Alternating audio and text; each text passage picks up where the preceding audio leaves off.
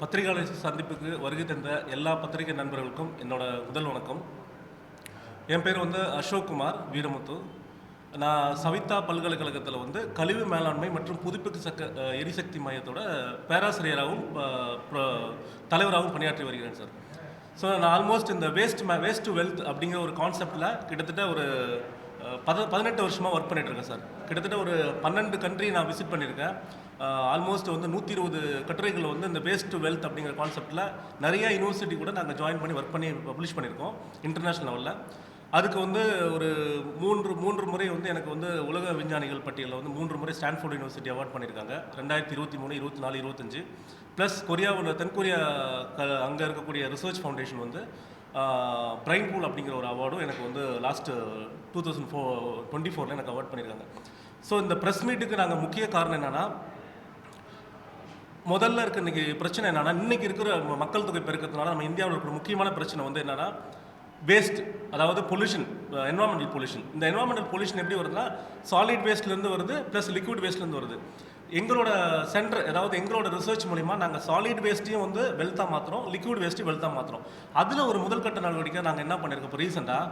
ஏன்னா இன்றைக்கி இருக்கிற இந்தியாவில் இருக்கக்கூடிய ஏரிகளோட எண்ணிக்கை அதிகம். குறிப்பாக தமிழ்நாட்டில் பார்த்தீங்கன்னா 2000-3000க்கு மேலே ஏரிகள் நிறையா இருக்குது. அதில் குறிப்பாக அந்த ஏரிகள் ஏன் சொன்னோன்னா, அதெல்லாம் இந்த வாட்டர் ஹயாசின்த், அதாவது ஆகாய தாமரையினால் சூழப்பட்டிருக்கு. ஸோ அந்த பிரச்சனையிலேருந்து இன்றைக்கி நாங்கள் எங்கே போனாலும் பார்த்திங்கன்னா அந்த ஆகாய தாமரை அது அந்த ஏரியில் இருக்கிறதுனால மீன் வளம் குறைஞ்சி மீன் செத்து போயிடுது. ப்ளஸ் கொசுவெல்லாம் நிறைய அது உள்ள அதனால மக்களோட ஹெல்த்தையும் நிறைய பாதிக்குது. இதனால் பல பிரச்சனைகள் நம்ம சந்திச்சுட்டு இருக்கோம். அரசாங்கம் பார்த்திங்கன்னா கிட்டத்தட்ட இப்போ ரிப்போர்ட் கணக்கு ரீசெண்ட் ரிப்போர்ட் படி பார்த்திங்கன்னா குறைஞ்சபட்சம் 45,000-50,000 டன் இது இந்த ஏக்கர் ஏரிகளில் இது ஆகாய தாமரை பரவி கிடக்குது. இதனால் அரசாங்கம் குறைஞ்சபட்சம் வருஷத்துக்கு 50 கோடியாவது இதுக்கு செலவு பண்ணி இதனோட ரிமூவ் பண்ணுறதுக்காக ப்ராசஸில் ஈடுபட்டாங்க. ஸோ எங்களோட கான்செப்ட் என்ன, ரிமூவ் பண்ணுறதுக்கு அவ்வளோ செலவு பண்ணி பண்ணும்போது நம்ம இந்த ஆகாய தாமரை வச்சு ஏன் வெல்த்தாக மாற்றக்கூடாது அப்படிங்கிற ஒரு கான்செப்டில் தான் எங்களோட ரிசர்ச், அதாவது சவிதா இன்ஸ்டியூட்டில் நாங்கள் ஒரு ரிசர்ச் பண்ணிட்டு இருக்கோம். இது collaboration with IIT also we collaborated. இது எல்லோரும் பண்ண முடியாது அப்படிங்கிறதுனால என்ஜிஓ கூட கொலாபரேட் பண்ணியிருக்கோம், ஐஐடி கூட கொலாபரேட் பண்ணியிருக்கோம், வேறு வெளிநாடு பல்கலைக்கழகம் கூட நாங்கள் கொலாபரேட் பண்ணி இந்த ரிசர்ச் ஆரம்பிச்சிருக்கோம். ஸோ நாங்கள் நார்மலாக இந்த வாட்டர் ஹயாசின்த் அந்த ஆகாய தாமரை எப்படின்னா, குளத்துலேருந்து நாங்கள் டைரெக்டாக கலெக்ட் பண்ணிட்டு அதை ட்ரை பண்ணிவிட்டு அதை பவுடர் பண்ணிக்கிறோம். பவுடர் பண்ணிவிட்டு அதில் இருக்கக்கூடிய நார்மலாக இதில் என்ன இருக்குன்னா செல்லுலோஸ் கண்டென்ட் அதிகமாக இருக்கும், சரிங்களா. அந்த செல்லுலோஸ் ஸ்டார்ச்சை நாங்கள் எக்ஸ்ட்ராக்ட் பண்ணிவிட்டு அந்த ஸ்டார்ச்சை எங்களோட ப்ராசஸ் கண்டுபிடிச்ச டெக்னாலஜி மூலிமா கொஞ்சமாக பிளாஸ்டிசைசர் ஆட் பண்ணி இதை மிக்ஸ் பண்ணி இதை பிளெண்ட் பண்ணி இந்த மாதிரியான ஒரு பயோ பிளாஸ்டிக் நாங்கள் கண்டுபிடிச்சிருக்கோம். இது எப்படின்னா உணவு கழிவுலேருந்து தயாரிக்கப்பட்ட ஒரு பயோ பிளாஸ்டிக் இது, சரிங்களா. உணவு கழிவுல இன்றைக்கி நிறையா ரிசர்ச்லாம் பண்ணுறாங்க. அதில் ஏன் நாங்கள் பயோ பிளாஸ்டிக்கை உணவு கழிவுலேருந்து போனோம் அப்படின்னா, இது பயோ பிளாஸ்டிக் உணவு கழிவில் தயாரித்தது. இந்த பயோ பிளாஸ்டிக் எதன் மூலியமாக நாங்கள் தயாரிச்சோன்னா வாட்டர் ஹயாசின்த், அதாவது ஆகாய தாமரையிலேருந்து நாங்கள் தயாரித்தது. இதனோட மெயினோட நோக்கம் என்னன்னா, இப்போ சிங்கிள் யூஸ் பிளாஸ்டிக்ஸ் எல்லாமே பெட்ரோலியம் பேஸ்ட், அதை எப்படி நம்ம ரீப்ளேஸ் பண்ண போகிறோம் அப்படிங்கிறத ஒரு கான்செப்ட். ஏன்னா ஒரு சாதாரண ஒரு டீ கப் எடுத்துக்கங்க. டீ கப் நம்ம டீ குடிக்கிறோம். அந்த டீ குடிக்கிற கப்பில் பார்த்தீங்கன்னா அந்த உள்ள இன்னர் லேயர் பூசி இருக்குல்ல சார், அந்த இன்னர் லேயர் மட்டுமே பிளாஸ்டிக். நீங்கள் சுடுதண்ணி ஒரு 10 நாள் ஆச்சுட்டு ஊற்றி வச்சாலுமே அது எதுவுமே எந்த பிரச்சனையும் வராது. ஏன்னா அந்தளவுக்கு அது ஸ்ட்ராங்கான பாலிமர் இருக்குது. ஸோ அதை நீங்கள் நம்ம குடிக்கும்போது ஒரு டீ கப்புக்கு குறைஞ்சபட்சம் 10,000 to 20,000 மைக்ரோ பிளாஸ்டிக் பார்ட்டிக்கல் நம்ம உள்ளே எடுத்துக்கிறோம், சரிங்களா. ஸோ அதே போல் தான் நிறையா உணவு பேக்கேஜ்லாம் பார்த்தீங்கன்னா இன்றைக்கி மைக்ரோ பிளாஸ்டிக்கோட பொல்யூஷன் தான் இந்தியாவில் மட்டும் கிடையாது, வேர்ல்டில் பிக்கஸ்ட் இஷ்யூ. ஏன் நம்ம இந்தியாவில் மட்டும் ஸ்பெசிஃபிக்காக சொல்லணும்னா, ஏன்னா நம்ம மக்கள் தொகை அதிகம், நிறைய வேஸ்ட் மேனேஜ்மெண்ட் வேஸ்ட்டு நிறைய அங்கங்கே கொட்டி கிடக்குது. ஸோ இதனால் நமக்கு நிறைய பாதிப்புக்குள்ளாகுது. ஸோ இதனால தான் நாங்கள் எங்களோட மைக்ரோ பிளாஸ்டிக்கோட தாக்கம் இன்றைக்கி ரிசர்ச்லாம் எடுத்து பார்த்தீங்கன்னா, மைக்ரோ பிளாஸ்டிக் இன்றைக்கி அம்மாவோட தாய்ப்பால்லாம் மைக்ரோ பிளாஸ்டிக் வந்துருச்சு. அந்தளவுக்கு இன்றைக்கி மைக்ரோ பிளாஸ்டிக்கோட தாக்கம் அதிகமாகிடுச்சு. ஏன்னா இப்போ நம்ம இங்கே நின்றுட்டுருக்கோம், இந்த இடத்துல நமக்கு தெரியாமல் ஆயிரக்கணக்கான மைக்ரோ பிளாஸ்டிக் நம்ம எடுத்துக்கிறோம், சரிங்களா.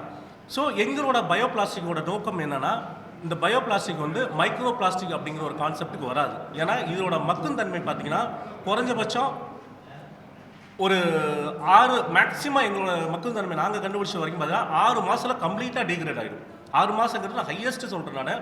நாங்கள் ரிசர்ச் பண்ணி பார்த்ததில் கிட்டத்தட்ட பார்த்தீங்கன்னா 3 மாதத்துலேயே இது வேனிஷ் ஆகிடுது.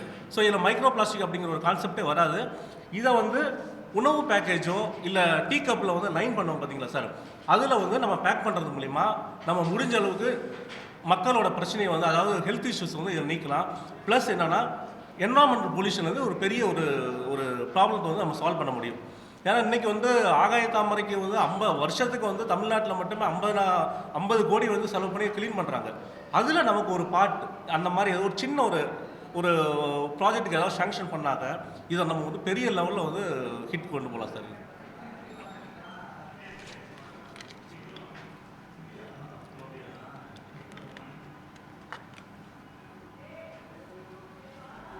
ஏன்னா நாங்கள் இந்த கண்டுபிடிச்ச ஆகாய தாமரை ரிசர்ச் வந்து இன்றைக்கி வந்து இப்போது பேட்டன் வந்து நாங்கள் அப்ளை பண்ணிட்டோம். அதே போல் வந்து ஜேர்னல்லையும் பப்ளிஷ் பண்ணுறதுக்கு எல்லாம் ஏற்பாடு போயிட்டுருக்கு. அது சப்மிஷன் ப்ராசஸில் இருக்குது. சரி, அதுக்கு முன்னாடி ஒரு சின்ன ப்ரெஸ் மீட் நாங்கள் இதே கொடுக்குறோன்னா எங்களோட இதே மாதிரி இப்போ நாங்கள் கண்டுபிடிச்சி நாங்கள் ரிசர்ச் பண்ணி கண்டுபிடிக்கிறது அது வேறையாக இருந்தாலும் இதே மாதிரி நிறையா வந்து இன்றைக்கி தமிழ்நாட்டில் மட்டும் கிடையாது, இந்தியா ஃபுல்லாக இந்த இஷ்யூஸ் நிறையா இருக்குது. இந்த வாட்டர் லாகிங் இன்றைக்கி வந்து ஆகாய தாமரைனால இன்றைக்கி ஃப்ரெஷ் வாட்டர் பாடி இன்றைக்கி அழிகிற நிலைமைக்கு வந்துருச்சு. ஸோ இது வந்து இந்த மாதிரியான ரிசர்ச் வந்து அடுத்த இன்ஸ்டியூஷனோ சரி இல்லை வேறு கம்பெனிஸோ என்ஜிஓ அவங்களாம் ஜாயின் பண்ணி இதுக்கு ஒரு சொல்யூஷன், அதாவது ப்ராப்ளத்தை வந்து சொல்யூஷனாக மாற்றிட்டாங்கன்னா இது ஒரு பெரிய ஒரு முன்னுதாரணமாக இருக்கும். அதனால தான் இந்த ப்ரெஸ் மீட்டுக்கு இல்லைனா நாங்கள் வந்து இந்த ப்ரெஸ் மீட் பண்ணாமலே டைரெக்டாக நாங்கள் பப்ளிஷ் பண்ணிவிட்டு போயிடுவோம்.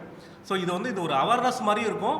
ப்ளஸ் வந்து இது மக்களுக்கும் எல்லாம் ஒரு அடித்தட்ட மக்கள் வந்து ஸ்கூல் லெவலில் ரிசர்ச் கூட இந்த விஷயத்தை நம்ம கொண்டு போய் சேர்க்க முடியும் அப்படிங்கிற ஒரு நல்ல எண்ணத்தில் தான் நாங்கள் இந்த ப்ரெஸ் மீட்டை வந்து அரேஞ்ச் பண்ணது. இதில் இப்போ நீங்கள் கொஷின்ஸ் இருந்தால் கேட்கலாம் சார், நான் உங்களுக்கு ரெஸ்பாண்ட் பண்ணுறேன் சார்.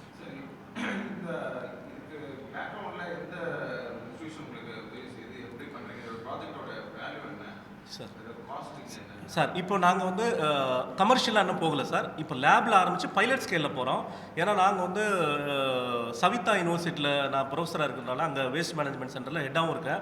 ஸோ எங்களோட மேனேஜ்மெண்ட் அதாவது இன்ஸ்டியூஷனோட ஹையர் அத்தாரிட்டி ஓனர்ஸ் எல்லாமே தே ஆர் வெரி சப்போர்ட்டிவ். ஏன்னா அவங்க தான் வாட் எவர் நான் என்ன சின்ன ஃபண்டிங் கேட்டாலுமே இந்த பிளாஸ்டிக் ஏன்னா சோஷியல் சம்மந்தப்பட்ட மக்களுக்கு தேவைப்படக்கூடிய ரிசர்ச்சுக்கு எவ்வளோ ஃபண்டு வேணாலும் எங்களோட இன்ஸ்டியூஷன் கொடுக்கறதுக்கு ரெடியாக இருக்காங்க. அதனோட கட்டமாக தான் அதனால தான் இன்றைக்கி இந்த சாதாரண ஒரு சின்ன ஒரு விதை ஒன்று ஆரம்பித்து இன்றைக்கி வந்து ஒரு அளவுக்கு நாங்கள் பெரிய லெவலில் வந்திருக்கோம். ஸோ எங்கள் சவிதா யூனிவர்சிட்டி இதுக்கு முழுக்க சப்போர்ட் பண்ணுறாங்க சார். ப்ளஸ் இந்த மாதிரியான இந்த ஆகாய தாமரை கலெக்ஷனுக்கு இல்லை வேறு ஏதாவது நாங்கள் இன்னும் பெருசாக பண்ணும்போது பார்த்தீங்கன்னா எங்களுக்கு வந்து சில என்ஜிஓஸ் இப்போ எக்ஸ்னோரா மாதிரி ஒரு என்ஜிஓ இல்லை நிறைய என்ஜிஓஸ்லாம் இருக்காங்க. நிறைய ஸ்கூல் காலேஜஸ் எல்லாம் அவங்க வந்து வாலண்டியராக வந்து அவங்க கலெக்ஷனுக்குலாம் ஹெல்ப் பண்ணுறாங்க சார். ஒரு மீட்டிங்கில் நான் இதை பற்றி பேசும்போதே எனக்கு ஒரு கம்பெனி வந்து இப்போ ஸ்டீல் கம்பெனிலாம் வந்து அவங்க வந்து நாங்கள் இந்த ப்ராஜெக்ட் நாங்கள் எடுத்துலாம் பண்ணி சப்போர்ட் பண்ணுறோம் ஒரு மினிமமான ஒரு பட்ஜெட்டில் அப்படின்னும் பேசியிருக்காங்க. பட் இன்னும் போகலை. நாங்கள் வந்து இப்போ ஒரு பெரிய லெவலில் பண்ணால் டெக்னாலஜி எங்ககிட்ட இருக்குது. அதுதான் நாங்கள் வந்து லார்ஜ் ஸ்கேல் கொண்டு போகும்போது எங்களுக்கு வந்து பார்த்திங்கன்னா கொஞ்சம் சப்போர்ட் தேவை. அதுக்காக கவர்மெண்ட் ஃபண்டுக்கு நாங்கள் அப்ளை பண்ணியிருக்கோம். ப்ளஸ் கம்பெனிக்கிட்டையும் நாங்கள் அப்ரோச் பண்ணியிருக்கோம் சார். இப்போ இதனால் என்னென்ன ப்ராடக்ட்ஸ் தயாரிக்க முடியும், என்னென்ன ப்ராடக்ட் தவிர்க்க முடியும், என்னென்ன சார் இதோட முக்கியமான நோக்கம் என்னென்னா சிங்கிள் யூஸ் பிளாஸ்டிக், அதாவது ஒற்றை பயன்படுத்தக்கூடிய பிளாஸ்டிக் வந்து நம்ம அவாய்ட் பண்ண போகிறோம் சார். ஸோ மெயினாக எங்களோட கான்செப்ட் வந்து ஃபுட்டு பேக்கேஜ் எல்லாத்தையுமே ரீப்ளேஸ் பண்ணணும். ஏன்னா இன்றைக்கி வந்து பார்த்திங்கன்னா அதாவது டீ கப்பு சொன்ன போல சார், அதே மாதிரி நூடுல்ஸ் கப்பு. இன்றைக்கி நூடுல்ஸ் கப்பு இன்றைக்கி வந்து பார்த்திங்கன்னா அது இங்கேயும் மட்டும் இல்லை வெளிநாட்டிலே ரொம்ப அதிகமாக இருக்குது. அதில் நம்ம 90 டிகிரி 100 டிகிரிக்கு சுடுதண்ணி ஊற்றுறோம். அந்த கப்பு பார்த்திங்கன்னா சின்ன கப்புலேயே டீ கப்புலேயே வந்து 20,000 பார்ட்டிகல் இருக்குன்னு சொல்கிற மைக்ரோ பிளாஸ்டிக். அப்போ பெரிய நூடுல்ஸ் கப்பு வந்து இன்னும் பார்த்திங்கன்னா இன்னும் அதிகரிக்கும். ஸோ குறைஞ்சபட்சம் அது மாதிரி ஒரு 10 வருஷத்துக்கு நம்ம சாப்பிட்டு வந்தால் இன்றைக்கி நிறைய பேருக்கு வந்து ஹெல்த் இஷ்யூஸ் எல்லாம் ஃபுல்லாக வரும். அப்போது நூடுல்ஸ் கப்பு ஃபுட் பேக் பண்ணக்கூடிய எல்லா சிங்கிள் யூஸ் பிளாஸ்டிக்ஸை வந்து ரீப்ளேஸ் பண்ணுறதுக்காக முன்னுதாரணமாக தான் இந்த விஷயத்தை நாங்கள் ஆரம்பிச்சிருக்கோம்.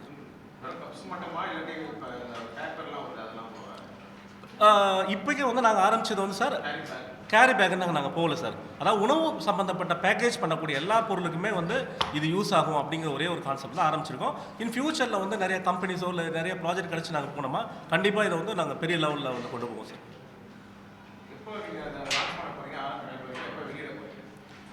கமர்ஷியலாவா சார்? சார் கமர்ஷியலாக இப்போ எங்கள் இன்ஸ்டியூஷன் வந்து நல்லா சப்போர்ட் பண்ணிட்டு இருக்காங்க சார். சவிதா யூனிவர்சிட்டி கமர்ஷியலாக வந்து பார்த்தீங்கன்னா இன்னும் எங்களுக்கு வந்து இப்போது நாங்கள் வந்து போட்ட கணக்குப்படி பார்த்தீங்கன்னா எங்களுக்கு ஒரு மினிமமான பட்ஜெட். இப்போ ஒரு ஏரியா தூர்வாரணும், ஒரு 10 ஏக்கருக்கு ஒரு ஏரியா தூர்வாரணும், எங்களுக்கு ஒரு பட்ஜெட் இருக்கும்.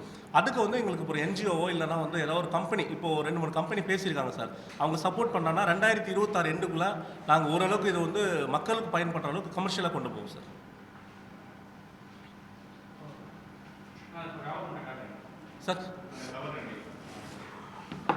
சார் இது வந்து உணவு கழிவு வந்து தயாரிக்கப்பட்ட பிளாஸ்டிக் சார். இது எளிதில் மக்கக்கூடிய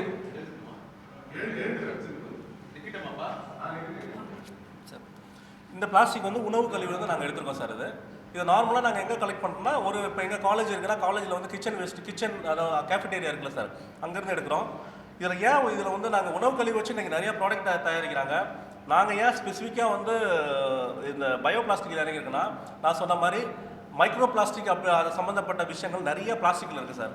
அதை ரீப்ளேஸ் பண்ணுங்கிற ஒரே ஒரு நோக்கத்துக்காக தான் இந்த டீ கப் ஆகட்டும், இல்லை ஃபுட் பேக்கேஜ் ஆகட்டும், அந்த மாதிரி ஒரு விஷயத்துக்கு இது பயன்படுங்கிறதுனால தான் வந்து நாங்கள் இதை எடுத்துருக்கோம். அதே போல் தான் இது வந்து ஆகாய தாமரை, அதாவது வாட்டர் ஹயாசின்த், சரிங்களா? இது இன்றைக்கி இருக்கக்கூடிய தமிழ்நாட்டில் இருக்கக்கூடிய ஒரு முக்கிய பிரச்சனை.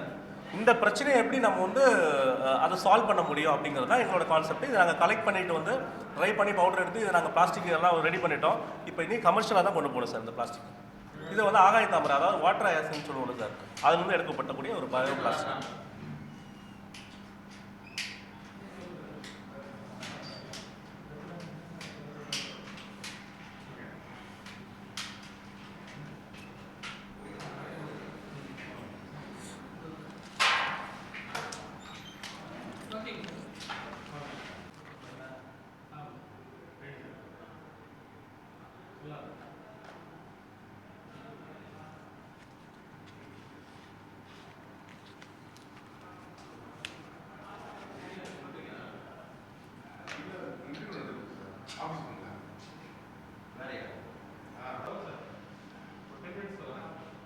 கண்ணாடி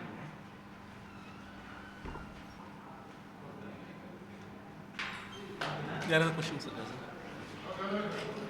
தேங்க்யூ சார்.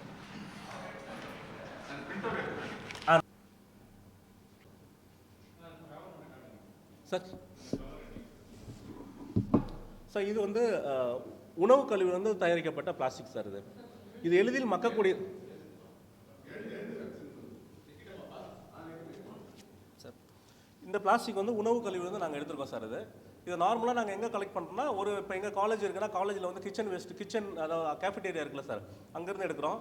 இதில் வந்து நாங்கள் உணவு கழிவு வச்சு இன்றைக்கி நிறைய ப்ராடக்ட் தயாரிக்கிறாங்க. நாங்கள் ஏன் ஸ்பெசிஃபிக்காக வந்து இந்த பயோ பிளாஸ்டிக் இறங்கியிருக்குன்னா, நான் சொன்ன மாதிரி மைக்ரோ பிளாஸ்டிக் அது சம்மந்தப்பட்ட விஷயங்கள் நிறைய பிளாஸ்டிக்கில் இருக்குது சார். அதை ரீப்ளேஸ் பண்ணுங்கிற ஒரே ஒரு நோக்கத்துக்காக தான் இந்த டீ கப் ஆகட்டும், இல்லை ஃபுட் பேக்கேஜ் ஆகட்டும், அந்த மாதிரி ஒரு விஷயத்துக்கு இது பயன்படுங்கிறதுனால தான் வந்து நாங்கள் இதை எடுத்துருக்கோம். அதே போல் தான் இது வந்து ஆகாய தாமரை, அதாவது வாட்டர் ஹயாசின்த், சரிங்களா? இது இன்றைக்கி இருக்கக்கூடிய தமிழ்நாட்டில் இருக்கக்கூடிய ஒரு முக்கிய பிரச்சனை. இந்த பிரச்சனையை எப்படி நம்ம வந்து அதை சால்வ் பண்ண முடியும் அப்படிங்கிறது தான் எங்களோட கான்செப்ட். இதை நாங்கள் கலெக்ட் பண்ணிட்டு வந்து ட்ரை பண்ணி பவுடர் எடுத்து இதை நாங்கள் பிளாஸ்டிக் எல்லாம் ரெடி பண்ணிட்டோம். இப்போ இனி கமர்ஷியலாக தான் கொண்டு போகணும் சார் இந்த பிளாஸ்டிக்.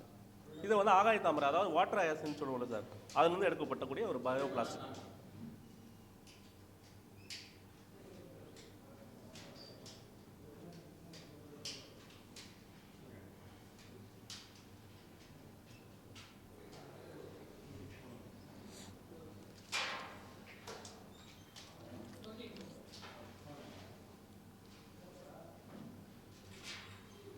யாராவது கொஸ்டின்ஸ் இருக்கா சார்? Thank you sir.